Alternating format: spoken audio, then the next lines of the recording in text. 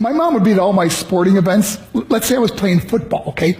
My mother would be on the sidelines, and if the play on the field started going one way, my mother would run along like, Mark, get him, get him! I'd be like, oh my gosh.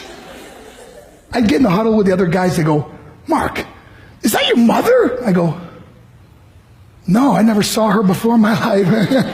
See, the greatest gift my mother ever gave me, she believed in me. I have overdosed on drugs on 3 occasions where I should have been dead. But I believe I was kept here for a reason. You show me your friends, I will show you your future. How do I know this? I hung out with losers, and I became the biggest loser of them all because I gave up everything I dreamt about as a little boy because of who I chose to surround myself with. My friends would drive me home at 2, 3, 4 in the morning. We'd be drunk and high, laughing in the car. We'd pull up in front of my house in New York. They go, Mark, the light's on. I go, oh man, my mother's up. See, my mom wouldn't go to bed until she knew her son was still alive.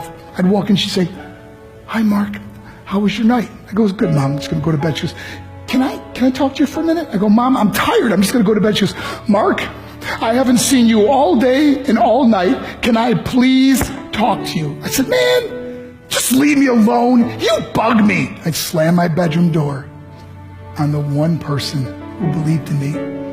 I was on a worldwide tour and we were wrestling overseas in Japan. After my wrestling match, I went upstairs to my hotel room and I fell asleep. There was a knock at my door at 3 o'clock in the morning. I got out of bed and I looked through the safety window and I could see it was a Japanese promoter. So I opened the door and he said, Mark, you need to call home. There's been an emergency. I went and got on the hotel room phone. I called back to the United States and said, hey, what's going on?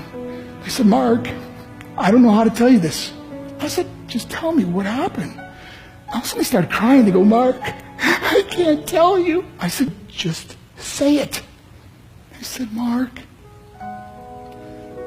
your mother died. I just threw the phone down. I ran out of my hotel room. I took the elevator to the lobby, and when the doors opened up, I just ran out into the street. I mean, there was no cars, there was no people. It was 3 o'clock in the morning. And I walked down the middle of a street in Hiroshima, Japan, and I remember looking up and just saying, Mom, I am so sorry. I flew home for her funeral, and I was so nervous to walk up to her casket, so I just stood way in the back. And I kept looking from a distance, and I kept thinking to myself, Mom, please wake up. Please get up. And then I finally got the nerve to walk up to her. And as I got closer, I could see my mom for the first time. I mean, she was so beautiful. She was dressed in white. I mean, she looked like an angel. And I just stood over her and I said, Mom, you are my hero. Everything I am, everything I hope to be was because of you. You loved me so much. You gave me a life. You're the only one that ever believed in me. How did I repay her? By getting drunk, by getting high, by getting stupid, by hanging out with losers? For what? All she ever wanted to do was talk to me. I wish I could talk to you now, Mom. I wish you could see what I'm doing. Why couldn't I have been a better son? We are defined by our choices.